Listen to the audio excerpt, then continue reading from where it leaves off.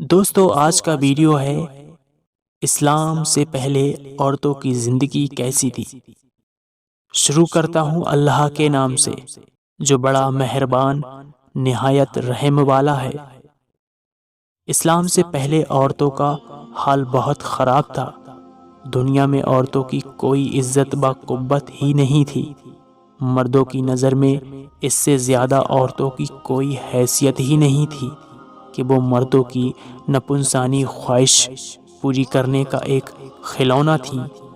عورتیں دن رات مردوں کی قسم قسم کی خدمتیں کرتی تھیں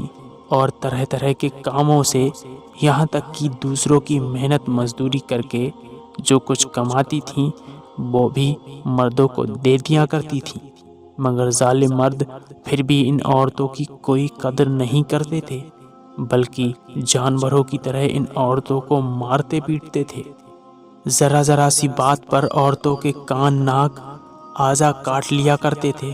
اور کبھی قتل بھی کر ڈالتے تھے۔ عرب کے لوگ لڑکیوں کو زندہ دفن کر دیا کرتے تھے اور باپ کے مرنے کے بعد اس کے لڑکے جس طرح باپ کی زائد اور سامان کے مالک ہو جایا کرتے تھے، اسی طرح اپنے باپ کی بیویوں کے مالک بن جایا کرتے تھے اور ان عورتوں کو زبردستی لونڈیاں بنا کر رکھ لیا کرتے تھے۔ عورتوں کو ان کے ماں باپ، بھائی بہن یا شوہر کی وراثت میں کوئی حصہ نہیں ملتا تھا، نہ عورتیں کسی چیز کی مالک ہوا کرتی تھیں۔ عرب کے بعض قبیلوں میں یہ ظالمانہ دستور تھا کہ بیوہ ہو جانے کے بعد عورتوں کو گھر سے باہر نکال کر ایک چھوٹے سے تنگ و تاریک جھوپڑے میں 1 سال تک قید میں رکھا جاتا تھا۔ وہ جھوپڑے سے باہر نہیں نکل سکتی تھیں، نہ غسل کرتی تھیں، نہ کپڑے بدل سکتی تھیں۔ کھانا پینا اور اپنی ساری ضرورتیں اسی جھوپڑی میں پورا کرتی تھیں۔ بہت سی عورتیں تو گھٹ گھٹ کر مر جاتی تھیں اور جو زندہ بچ جاتی تھی تو 1 سال کے بعد ان کے آنچل میں اونٹ کی منگنیاں ڈال دی جاتی تھیں اور ان کو مجبور کیا جاتا تھا کہ وہ کسی جانور کے بدن سے اپنے بدن کو رگڑیں،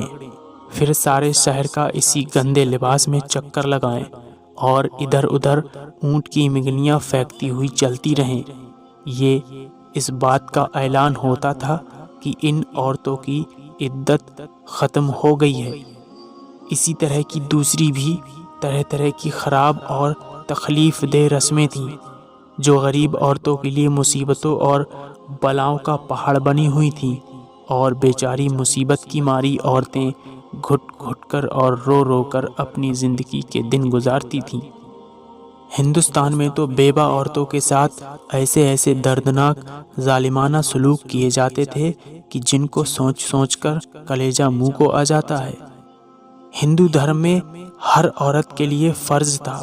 کہ وہ زندگی بھر قسم قسم کی خدمتیں کر کے پتی کی پوجا کرتی رہے اور شوہر کی موت کے بعد اس کی چتا کی آگ کے شعلے پر زندہ لیٹ کر ستی ہو جائے، یعنی شوہر کی لاش کے ساتھ زندہ عورت بھی جل کر راکھ ہو جائے۔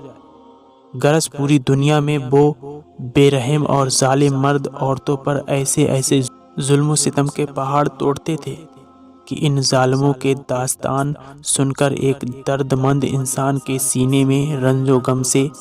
دل ٹکڑے ٹکڑے ہو جاتا ہے۔ ان مظلوم اور بے کس عورتوں کو مجبوری و لاچاری کا یہ عالم تھا کہ سماج میں نہ عورتوں کے کوئی حقوق تھے، نہ ان کی مظلومیت پر داد و فریاد کے لیے کسی قانون کا کوئی سہارا تھا۔ ہزاروں برس تک یہ ظلم و ستم کی ماری دکھیاری عورتیں اپنی اس بے کسی اور لاچاری پر روتی بلکتی اور آنسو بہاتی رہیں، مگر دنیا میں کوئی بھی ان عورتوں کے زخموں پر مرہم رکھنے والا اور ان کی مظلومیت کے آنسو کو پوچھنے والا دور دور تک نظر نہیں آتا تھا۔ نہ دنیا میں کوئی بھی ان کے دکھ درد کی فریاد سننے والا تھا، نہ کسی کے دل میں ان عورتوں کے لیے بال برابر بھی رحم و کرم کا کوئی جذبہ نہ تھا۔ عورتوں کے اس حال زار پر انسانیت رنج و غم سے بے چین اور بے قرار تھی، مگر اس کے لیے اس کے سوا کوئی چارہ کار نہیں تھا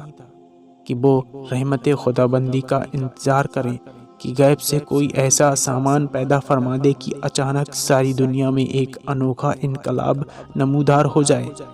اور لاچار عورتوں کا سارا دکھ درد دور ہو کر ان کا بیڑا پار ہو جائے۔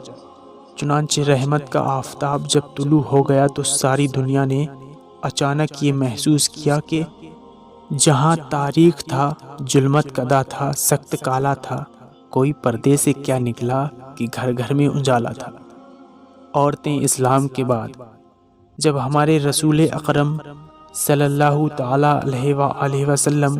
خدا کی طرف سے دین اسلام لے کر تشریف لائے تو دنیا بھر کی ستائی ہوئی عورتوں کی قسمت کا ستارہ چمک اٹھا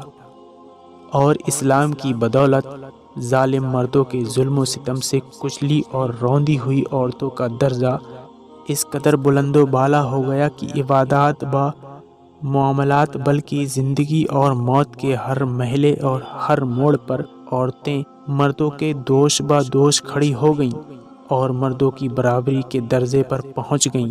مردوں کی طرح عورتوں کے بھی حقوق مقرر ہو گئے اور ان کے حقوق کی حفاظت کے لیے خدا بندی قانون آسمان سے نازل ہو گئے اور ان کے حقوق دلانے کے لیے اسلامی قانون کی ماتحتی میں عدالتیں قائم ہو گئیں۔ عورتوں کو مالکانہ حقوق حاصل ہو گئے، چنانچہ عورتیں اپنے مہر کی رقموں، اپنی تجارتوں، اپنی جائیدادوں کی مالک بنا دی گئیں اور اپنے ماں باپ، بھائی بہن، اولاد اور شوہر کی وراثتوں کی وارث قرار دی گئیں۔ غرض وہ عورتیں جو مردوں کی جوتیوں سے زیادہ ذلیل و خوار اور انتہائی مجبور و لاچار تھیں، وہ مردوں کے دلوں کا سکون اور مالک بن گئیں۔ چنانچہ قرآن مجید نے صاف صاف لفظوں میں اعلان فرما دیا کہ اللہ نے تمہارے لیے تمہاری جنس سے بیویاں پیدا کر دی تاکہ تمہیں ان سے تسکین حاصل ہو، اور اس نے تمہارے درمیان محبت و شفقت پیدا کر دی۔ اب کوئی مرد بلا وجہ نہ عورتوں کو مار پیٹ سکتا ہے، نہ ان کو گھروں سے نکال سکتا ہے،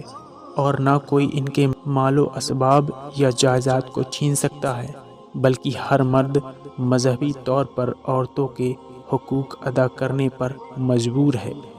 چنانچہ خدا بندے قدوس نے قرآن مجید میں فرمایا کہ